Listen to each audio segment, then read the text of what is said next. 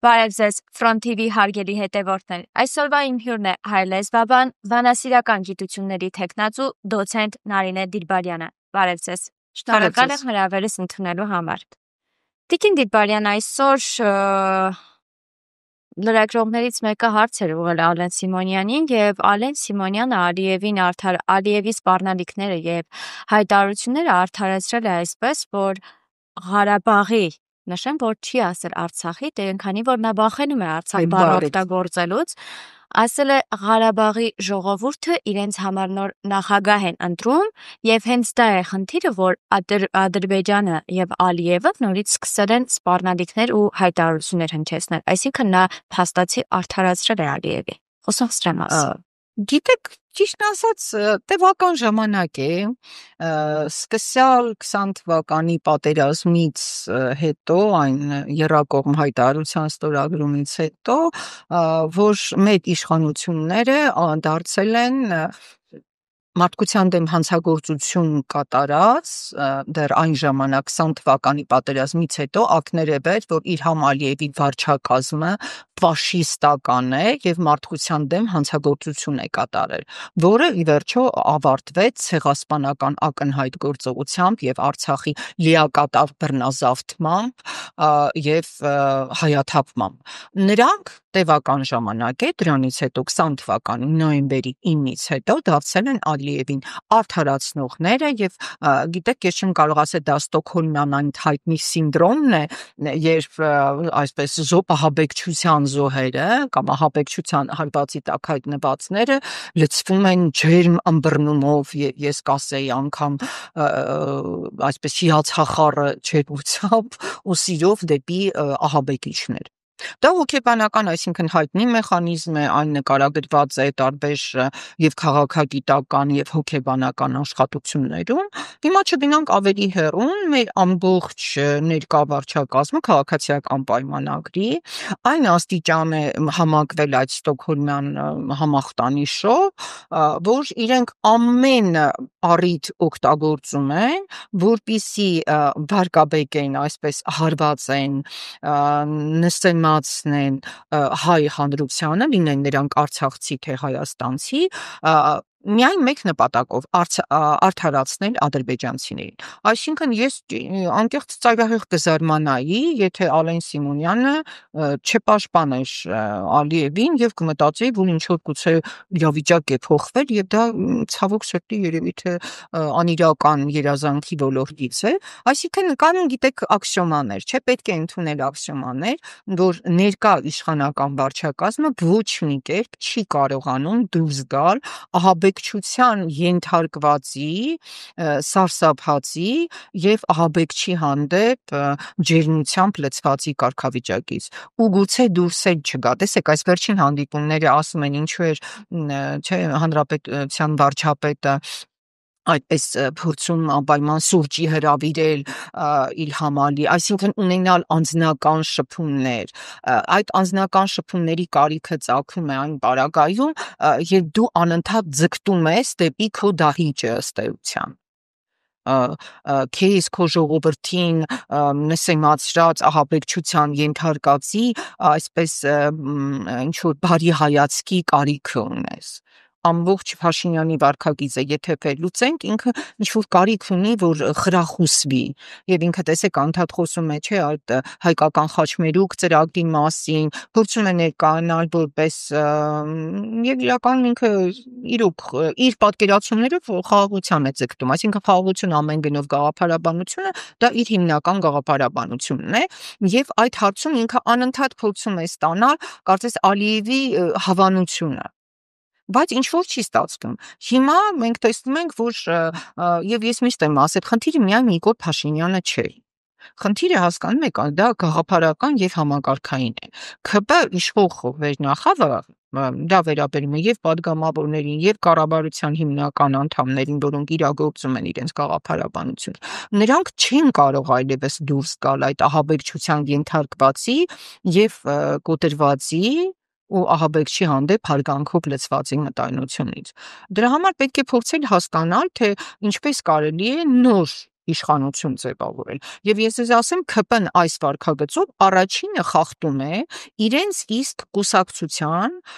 եւ կառավարության ծրագիրը։ Բազմիցս մատնանշել ենք միասին շարժումով եւ ես դրա մասին խոսել եմ, ես այդ ծրագիրը շատ լավ կարդացել եմ, դա 21 թվականի արտահերթ խորհրդարանական ընտրություններում ձևավորված ծրագիրն էր, որով բոլորը ասում են, տեսեք ժողովուրդը ներեց պարտության խորհրդանշին եւ նրան բերեց իշխանության։ Բայց երեք դուք վերանում եք այդ իհարկե անձնական ցավից եւ այսպես մի փոքր վերև հայեցողական նայում եք, այդ ծրագրում ոչ մի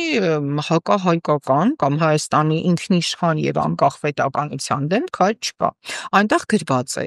որ ցանկացած տարածաշրջանում ապաշրջանաբարների եւ տրանսպորտային հանգույցների ապաշրջափակման ծրագիր, որը վնաս կտա Արցախի հանրապետությանը, Հայաստանի հանրապետությունը մերժելու է։ Եվ այնտեղ անընդհատ խոսվում է Արցախի հանրապետության այսպես բռնազավթված տարածքների վերաբերյալ բանակցությունների շարունակության մասին,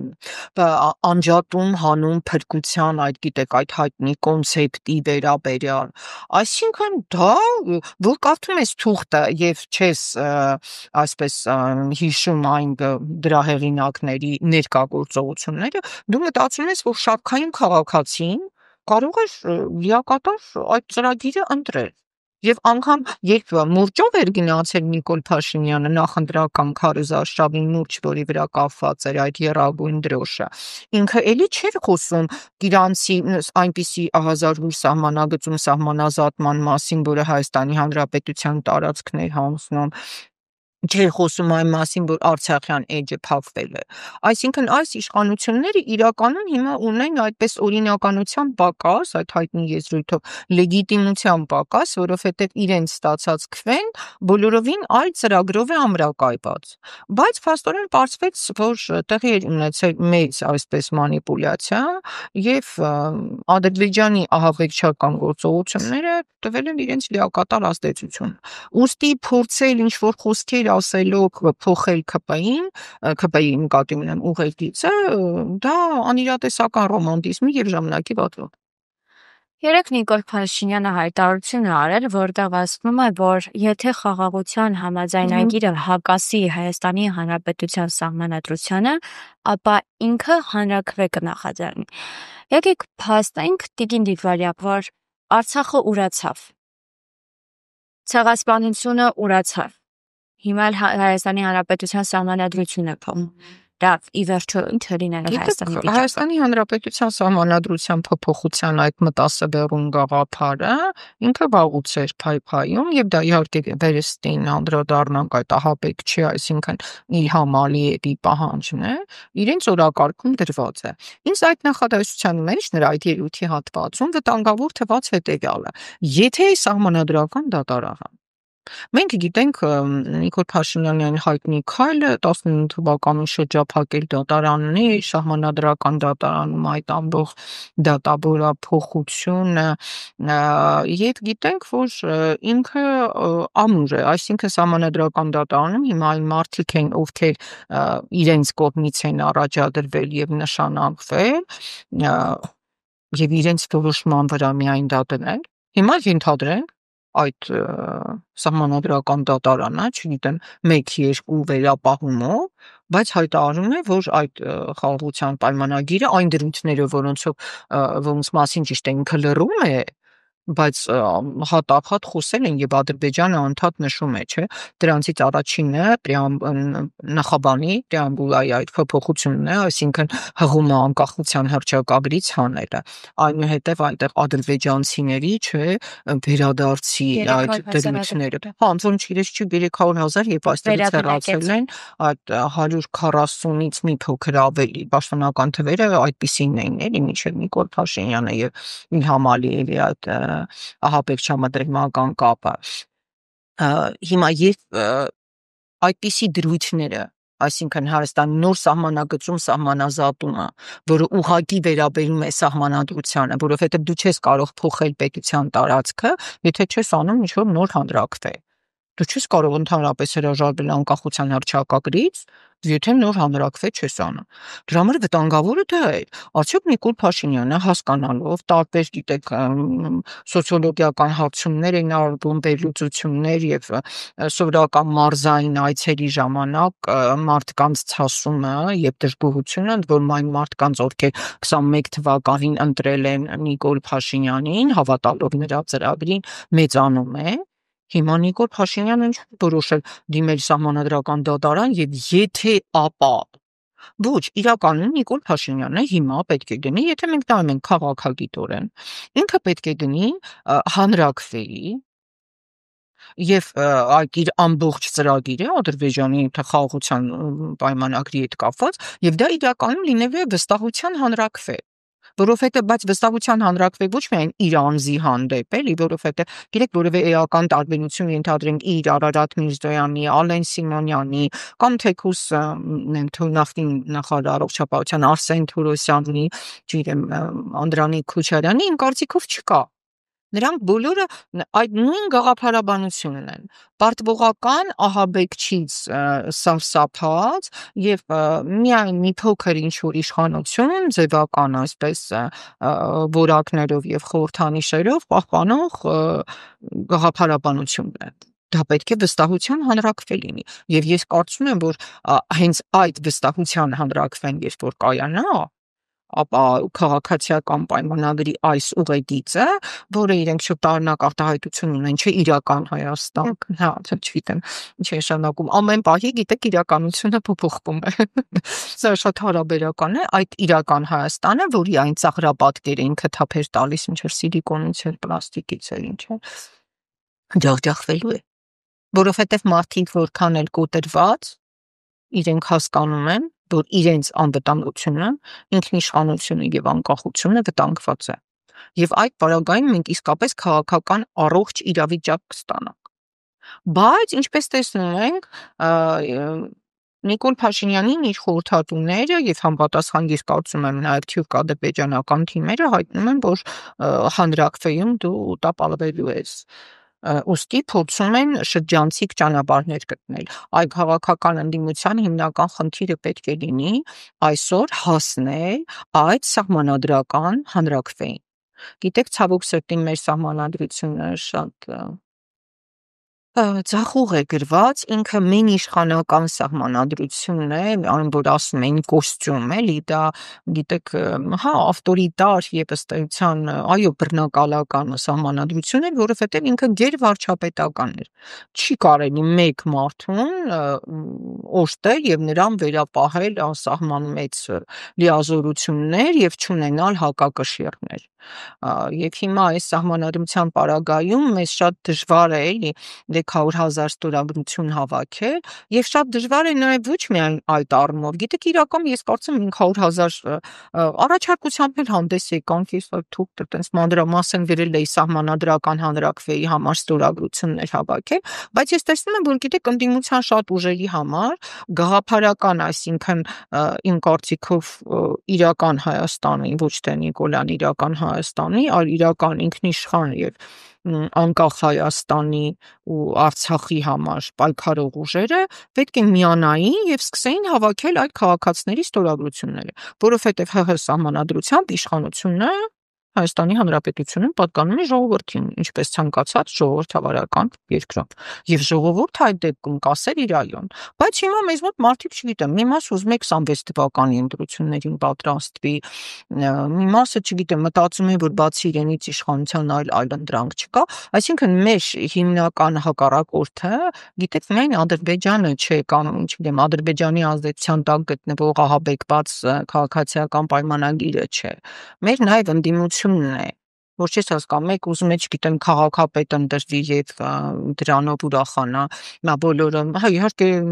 հաջողություններ, որ Գյումրիում կարողացան ընդդիմադիր ուժերը միավորվել եւ հասնել քաղաքացիական պայմանագրի թերքնածուի այդ Սարիկ Մինասյանի չեզոքացմանը, որ նա քաղաքապետ չդառնա, բայց գիտեք, դա փոքր լոկալ եւ մասնավոր դեպքեր։ Նախ մենք գիտենք Գյումրի ընտրողների այսպես կողմնորոշումը, Գյումրին ամեն դեպքում Հայաստանի մանրակերտը չէ։ Եվ հետո տեսանք, թե որքան դա դժվարությունների հետ էր կապված, որքան անձնավորված է, եւ գաղափարն էլ, գիտեք, իրականում այն հստակ չէր։ Իմ կարծիքով Հայաստանին գաղափարական իրական ընտրություն է պետք։ Տիկին Դիդբարյան, դուք ասում եք ընդդիմադիր գործիչները միասնականության հորդոր եք, հա, անում։ Առաջարկ։ Միասնականության առաջարկ եք անում, բայց հիշեք նաև, որ Հայաստանի Հանրապետության երկրորդ եւ երրորդ նախագահների միջև այսպես հակամարտություն է, այսպես ասած։ Կուսակցականները Մեծ հայրենական պատերազմ Սերժ Սարգսյանի եւ Ռոբերտ Քոչարյանի թիմերի եւ բայց նաև շեշտենք այն, որ Սերժ Սարգսյանը իր խոսքում ասեց, որ նա իշխանություն չի ուզում։ Ինչքան դրական միտքեր, այո, ես էլ շատ տպավորված եւ երկու նպատակ առաջ քաշեց, որ իմ կարծիքով ցանկացած գողջամիտ Հայաստանի Հանրապետության ընկերների վերադարձը, այո, այսինքն մեր հայրենակիցների, մեր պարագային մեր հայրենակիցների ապօրինի գերված շինծու դատավարություններում խոշտանգվող հայրենակիցների իր հերոսների չեմ խոսափի այդ բառի վերադարձը Հայաստան եւ իշխանության փոփոխություն, այսինքն Հայաստանի սուբյեկտայնության եւ տարածքային ամբողջականության եւ միջազգային դերակատարման վերականգնում։ Ի վերջո իշխանապողության նպատակը դա է։ Ես իհարկե շատ ողբերգական է ինչ որ մեկնաբանել երկու նախագահների այս հակամարտությունը, այն էլ ընդդիմադիր, բայց գիտեք, ես կարծում եմ, որ նրանց հատկապես ես տեսնում ինչպես Ռոբերտ Քոչարյանի լրատվամիջոցներում ենթադրենք Բագրատ Միկոյանը, որը նրա գրասենյակի այնպիսի պարբերականությամբ ամենայն մանրամասնությամբ բացասական վերլուծում է Սերժ Սարգսյանի ամեն արտահայտություն։ Դա իհարկե իմ կարծիքով բավական ծիծաղելի է։ Պետք է արձանագրել, որ հանրապետականը ինքը փորձում է ավելի զուսպ լինել, բայց հանրապետական, եթե կարելի այդպես կոչել, Նարեկ Մարյանի այդ գրառումները նրանք էլ փորձում են այդ նույն ոճով պատասխանել իրար։ Ինձ համար դա բացարձակ անհասկանալի է։ Ես կարծում եմ դա Հայաստանի Հանրապետության օրակարգի հետ ոչ մի կապ չունի եւ անկեղծ ասած իմ առաջարկն էլ այն էր, ես թափես գտնում եմ ինչպես հին փիլիսոփաները այդպիսի ինձ վերապահեն էլ իրավունք ասելու, որ հինական փիլիսոփաները ճիշտ էին, նույն գետը երկու անգամ չեն մտնում, այսինքն ղեկավարներ, որոնք հեռացել են, ընդ որում հեռացել են այսպես տարբեր պատճառներով եւ տարբեր իրադարձությունների բերումով եւ որքան էլ նրանց այո ժամանակ Հայաստանի Հանրապետությունը նման ողբերգական իրավիճակում չէր, բայց իրենց հեռանալը եւս ուներ սոցիալական, քաղաքական, տնտեսական լուրջ հիմնավորումներ, չեն կարող վերստին հավակնել վերադարձին։ Ես ասում, դու չես կարող, գետն էլ է փոխվել, իսկ դու մնացել ես նույնը։ Համենայն դեպս այս ամբողջ ռետորաբանությունը, որը թիմը ունի կամ նրան հարակից ուժերը ցույց է տալիս, որ իրենց ռետորաբանությունը նույնն է։ Իրենք դրանով կարծում եմ մոտեցնում են քաղաքականությունից իրենց հեռանալու պահը։ Ես իհարկե հասկանում Ռոբերտ Քոչարյանի մակուսակցություն դեռ չի ստեղծել, գուցե չի էլ ստեղծի, երևի վերստին կարծում եմ, որ էլի կարող է հայրենապահական դաշնակցության միջոցով եւ հարակից մարդկանցով ձևավորել ինչ-որ խմբակցություն, բայց մենք տեսանք, որ այդ խմբակցությունը, որը իրական բաղկացած է իմ կողմից նաեւ շատ հարգված մարդկանցից, որոնք ունեն մասնագիտական, կրթական եւ բարոյական շատ բարձր արժեքներ, որևէ բարձր ՕԳԳ նման համակարգի մեջ չեն կարող ծավալել։ Այսինքն գիտեք համակարգը եթե ինքը ուղղված է պետականության դեմ, այնտեղ առանձին որևէ օղակների ենթաբաժինների գործողությունը ցածր արդյունավետ է։ Ինքը հանգեցնում է այն ամենին, ինչ մենք տեսնում ենք, այսինքն Հայաստանի կուսակցությունների եւ քաղաքական ինստիտուտների վարկաբեկմանը։ Այդ սազրելի չէ բացատրությունները, իշխանությունը անջատում է խոսափողը, նողկալի բառապաշարով իրար չգիտեմ պարանոց հատելու եւ այլն։ Հետևաբար մեզ ինչ պետք է նորից մի ֆրակցիա, թեկուզ ենթադրենք 10 մարդ ավետ, 10 մարդ պակաս, ոչինչ չի կարող դրանից փոխվել։ Մեզ պետք է համակարգային փոփոխություն։ Համակարգային փոփոխությունը ես կարծում հիմա կարելի է միավորվել սահմանադրական հանրաքվեի գաղափարի շուրջ։ Եկեք վերանանք, թե ես հասկանում բոլորը ինչով տանջվում են։ Մի բան ասեմ, գիտեք, գերում Նիկոլ Փաշինյանը չտել, որ ասում է Հայաստանում քանի միլիոն վարչապետ կա, 2, հա, որ ասած 2 միլիոն վարչապետեր կան, բոլորը ուզում են վարչապետ դառնան, համենայն դեպս իշխող։ Ես կարծում դա լուրջ չէ, ամեն մարդ ինքը պետք է իր հնարավորությունները լավ իմանա եւ միջած վարչապետ լինելն մի մեծ երջանկություն չէ։ Դրա համար ես գտնում եմ, որ այդ վարչապետի տեխնացու, այսինքն առաջնորդի է գաղափարը շատ վտանգավոր գաղափար է։ Մենք հոտ չենք էլի, որ անպայման հովի այսպես կարիք ունենա։ Ես կարծում եմ մենք կազմակերպված հայրենասեր եւ հայրենատեր մարդկանց քաղաքացիական հասարակություն պետք է դառնանք։ Որքան ենք փորձեցին քաղաքացի բառը արժեզրկել, ես ես ասեմ, իմ ամենասիրելի հասկացությունն է։ Ես ինձ համարում եմ անկախության սերնդի ներկայացուցիչ, մասնակցել եմ արդեն չափազեի այդ անկախության հռչակագրին, իմ կյանքի ամենապայծառ օրն է, որ ես քվեարկեցի Հայաստանի անկախության համար եւ ամենտեղ երբ իմ շահերը ոտնահարում են, ես ասում եմ Հայաստանի Հանրապետության քաղաքացի եմ եւ պահանջում եմ այդ շահերը պաշտպանել։ Եվ ինքս էլ պաշտպանում եմ։ Հիմա մենք պետք է պաշտպանենք մեր սահմանադրական իրավունքը, այսինքն փորձենք հավաքել այդ 100,000, 2,000 ստորագրություններ, բոլոր մարզերում, մարզային կառույցներում, բոլոր ուժերը թող միանան։ Դա չի լինի պայքար մեկ անձի համար։ Մեզ պետք չէ, մենք վաղուց անցել ենք դա։ Եկեք պայքարենք դրա համար եւ դնենք ընդհանրապես հանրաքվեի այն հարցը։ Արդյոք ով է կողմ, որ Նիկոլ Փաշինյանը Արցախը ճանաչել է Ադրբեջանի կազմում։ Հրաժարվել է, փաստորեն գիտեք, մեզ մոտ ամրակայված է օրենսդրորեն, որ Հայաստանի Հանրապետությունը եղել է Արցախի չճանաչված հանրապետության երաշխավորը։ Այստեղ նաև Ցեղասպանությունից հրաժարվել է, գիտեք, բազում, չգիտեմ, Արարատից հրաժարվում են։ Դուք գիտեք, Ադրբեջանի արտգործնախարարը հայտարարեց, որ մենք իբրև Թուրքիայի հանդեպ իրենք հիմա Թուրքիայի համար են անհանգստանում, որ մեր զինանշանի վրա սպառնալիք կա, մենք տարածքային ամբողջականությանը Թուրքիայի։ Արարատ լեռը դա մեր սրբազան լեռն է եւ ոչ ինչպես Սիոնը Իսրայելի համար, այդպես Արարատը հայ ժողովրդի համար։ Հիմա տեսնենք ով է համաձայն դրան։ Եկեք պայքարենք դրա համար։ Երբ մենք կկարողանանք այդպես ցույց տալ Հայաստանի քաղաքացու ուժը եւ իշխանությունը վերադարձնենք քաղաքացուն, հետո արդեն կլինեն ընտրություններ։ Եվ ես կարծում եմ այդ ընտրությունների ժամանակ ով կհաղթի կամ ով ինչ մասնաբաժին կունենա, հասկանում եք, երբ մենք դուրս կգանք այդ Ստոկհոլմյան սինդրոմի ազդեցության տակ գտնվող ահաբեկված մարդկանց խմբավորման մեն իշխանությունից, թող ամեն մեկը ապացուցի իր ծրագրի առավելությունը։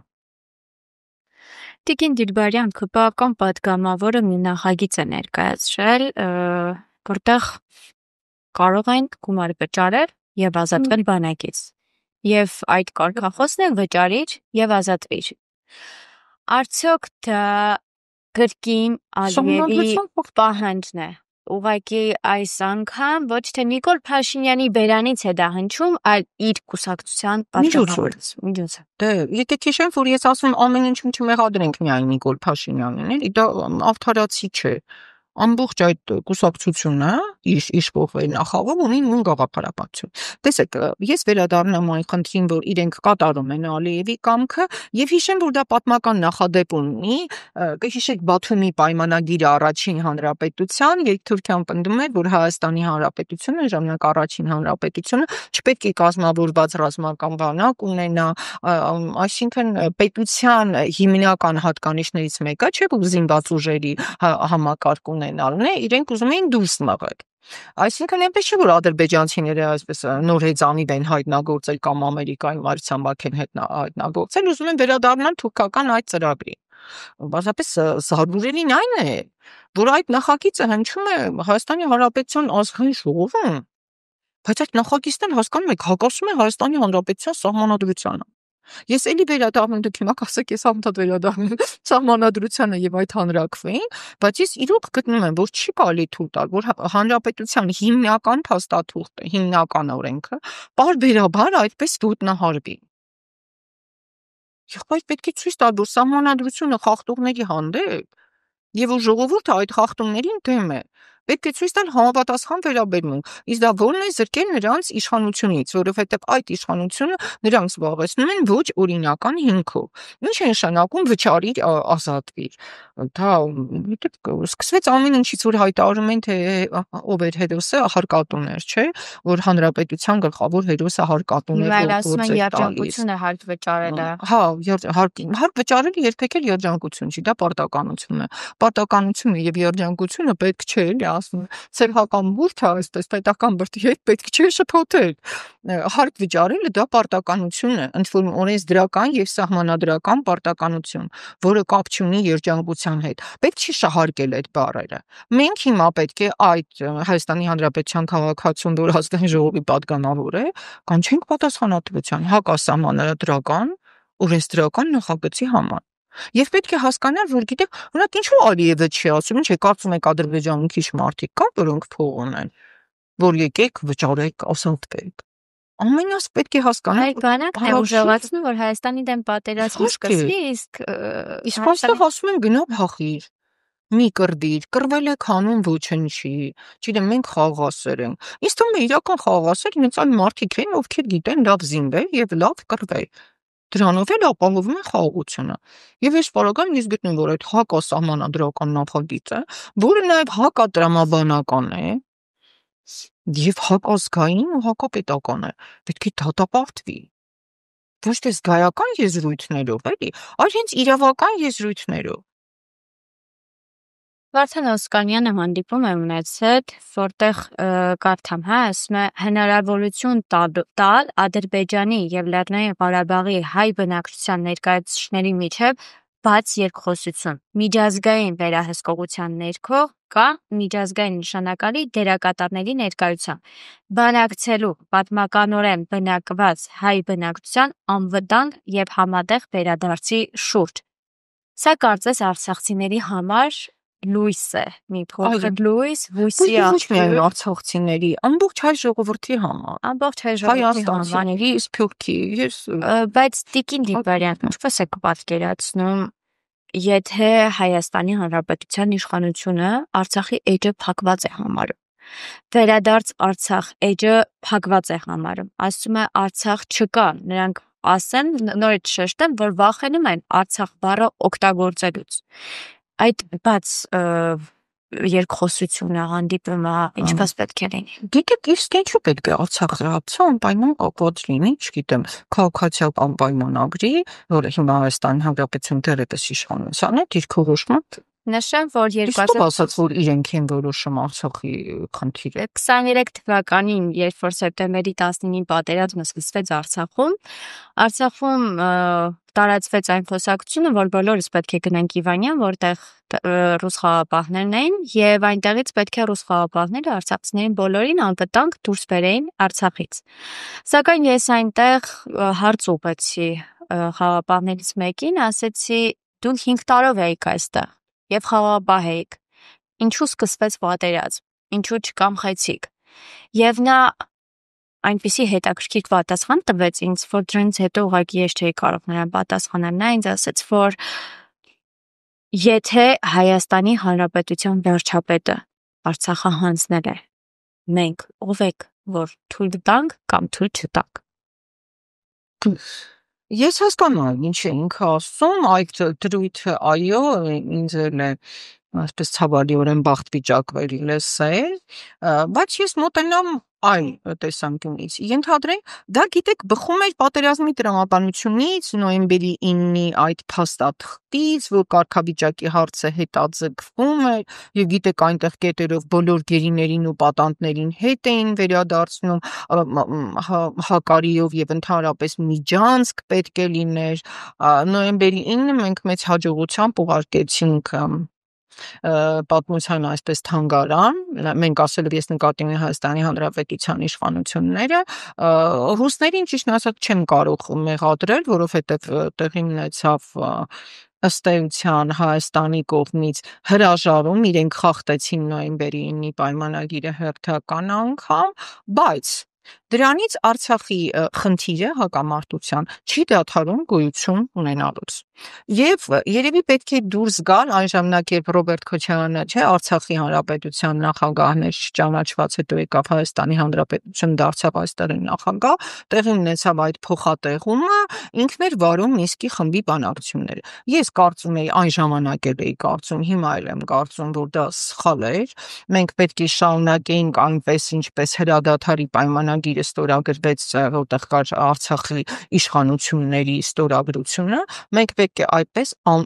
Հայաստանը պետք է լիներ այո շահագրգիռ անվտանգության երաշխավոր, բայց Արցախի ներկայացուցիչները միշտ պետք է մասնակցեին այդ բանակցություններին ձայնի վճռական առումով։ Հիմա եթե այդ խմբից դուրս է գալիս մեկը, այսինքն Հայաստանի Հանրապետությունը, դե հիմա ահաբեկչությունից հետո ինքը այս վարչախումբը չի ուզում պայքարել։ Դա բոլորովին չի նշանակում, որ Արցախի 150,000 բնակիչները, որոնք եղել են չճանաչված, բայց օրինականորեն իրենց ինքնորոշման իրավունքը իրացրած մարդիկ, եւ նրանք ընտրել էին միջազգային իրենց օրենքներին համապատասխան իշխանության ներկայացուցիչներ, դա վերաբերում է եւ ազգային ժողովին եւ նախագահին, իրենց իրավունքը որևէ մեկը պետք է չէ պաշտպանին։ Լավ, Հայաստանը հրաժարվել է, բայց քաղաքակիրթ աշխարհը ինչու է ստեղծվել միջազգային իրավունքը։ Ինչու է ստեղծվել ազգերի ինքնորոշման սկզբունքը, չէ՞, որպեսզի հարգեն տվյալ տարածքում բնիկ ապրող ազգերի իրավունքները, որոնք ուզում են ինքնորոշվել։ Հիմա տեղի է ունեցել այո այդպիսի դժբախտություն, որ Հայաստանի Հանրապետությունը հրաժարվել է այս պահին, այս իշխանություն։ Դա նշանակում է, որ մենք հիմա միջազգային հարթակներում շատ ողջունում եմ Վարդան Օսկանյանի, իդեպ գիտեք այդ հանձնախումբը ձևավորվել է Արցախի վետարանդի դարձած այդ իշխանության համաձայնությամբ, եւ մենք փաստորեն 18 Շվեյցարիային կանտոնի իրենց խորհրդարանի տարբեր պալատների падգամավորներ պատրաստ են իրենց գործադիր իշխանության առաջարկել, որպեսզի սկսվի, այո, ես իհարկե բաց եւ խոսությունը հասկանում եմ, դա ավելի այսպես ազատ արտահայտություն է, ես կարծում եմ մենք միասին փաստաթղթով արդեն Մինսկի խմբին, ամբողջ Մինսկի խմբին, ոչ այդ երանախագահներին մի ուղերձ պատրաստել, որով իրենց կոչ են անում վերսկսել բանակցությունները Արցախի օրինական ընտրված ներկայացուցիչների եւ Ադրբեջանի միջեւ։ Դուք իհարկե կարող եք ասել, որ Իլհամ Ալիևը չի ուզում նրանց հետ բանակցել կամ ինչպես Ալեն Սիմոնյանն էր ասել, չէ, ինքը ագրեսիվ արտահայտություններ է անում, որովհետեւ վախեցել է, որ հիմա նախագահ պետք է ընտրվի, բայց մենք գիտենք, որ անկախ գիտեք Ալիևի վախենալուց, անհանգստանալուց կամ քաղաքակրթական պայմանագրի մտահոգությունից Արցախի հանրապետություն չճանաչված հանրապետության քաղաքացիներ լիիրավ իրավունք ունեն ընտրելու իրենց համար օրինական իշխանություններ։ Հիմա նրանք այդ գործընթացում են։ Ազգային ժողովում ես գիտեմ, որ Դանիելյան Աշոտն է ընտրվել ԱԺ նախագահ, ով կընտրվի հանրապետության նախագահ, չգիտեմ, արդյոք միայն Շահրամանյանն է թե ոչ, այստեղ անձը կարևոր չէ։ Կարևորը որպեսզի այդ հաստատությունները գոյություն ունենան։ Եվ ոչ մի իշխանություն, հավատացեք, չի կարող խոչընդոտել Արցախի բնակիչների օրինական իրավունքի իրացմանը, այսինքն ունենալ իրենց կամքը արտահայտող իշխանություն։ Ես համոզված եմ, որ միջազգային հանրությունը, որը իրոք հավատարիմ է ժողովրդավարական իրավունքներին եւ ընդհանրապես միջազգայինորեն հաստատված իրավունքի նորմերին, բոլոր կազմակերպություններով, դրանք կլինեն առանձին պետությունների խորհրդարաններ, կառավարություններ, թե ՄԱԿ-ը, ԵԱՀԿ-ը, ինքը հասնելու է նրան, որ Ադրբեջանի ներկայացուցիչները նստեն բանակցությունների սեղանի շուրջ։ Բոլորովին էլ այնպես չէ, որ ամբողջ Ադրբեջանը, գիտեք, Իլհամ Ալիևի, Ալիևյան կամ չգիտեմ, Փաշարևական այդ խմբերի, նրանց կողմնակիցների դավանոց։ Ադրբեջանի վրա իրապես հնարավոր է տարբեր ճնշում, դիվանագիտակ, ես խոսում միայն դիվանագիտական առայժմ ճնշումների վերաբերյալ, թավես կացուն հիմա նոր պատերազմների այսպես ժամանակը չէ, բայց դիվանագիտական տարբեր ճնշումների միջոցով եւ իդեպ Ալիևը հենց այն անձն է, որը կենթարկվի այո այդ ճնշումներին, հիշենք քանի անգամ տարբեր միջազգային կազմակերպություններ նրան հռչակել են միջազգային առումով այսպես թիվ 1, թիվ 2 ամենակոռումպացված ղեկավարը եւ այնպես չէ որ Ադրբեջանի ամբողջ ժողովուրդն էլ այնքան երջանիկ էր որ իբր նվաճել են իրենք Արցախը մի րոպե նայեք էլի ովքեր են ապրում Արցախում դուք տեսել եք Google-ով այսպես հետևում ենք էլի ձևական դրանք վերածել են ինչ-որ ռազմակայանի ընդունում ոչ միայն զուտ ադրբեջանական ռազմակայանի այլ վերածել են իսրայելո-ադրբեջանական ռազմակայանի քանդում են երկրի ընդերքը կտրում են ծառերը այնտեղ ստորերկրյա ինչ-որ պոլիգոններ, զորադաշտեր են կառուցում, ահավոր վնաս հասցնում բնությանը եւ ընդհանրապես տարածաշրջանի էկոհավասարակշռությանը եւ այդ ամբողջը ադրբեջանցի շարքային ադրբեջանցիների գումարների հաշվին։ Ես տարբեր հետևում եմ ադրբեջանական մամուլի, նաև հարթակ կա, որտեղ ռուսերեն այսպես դիմում ենք ադրբեջանցիներին եւ այնտեղ այդ հետադարձ կապից ես տեսնում եմ, որ շատ ադրբեջանցիներ եւս խիստ քննադատաբար են մոտենում Ալիևի վարչակազմին եւ նրա քաղաքականությանը։